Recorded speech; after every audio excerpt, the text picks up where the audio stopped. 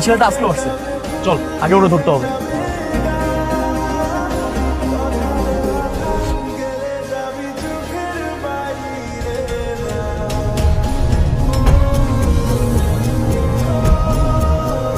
এই ছেলে তো আমাদের অনেক জন্য ফার্স্ট সেমিস্টারে পড়ে, 2 মাস ধরে রূপের পিছনে ঘুরছে, এত বড় সাহস!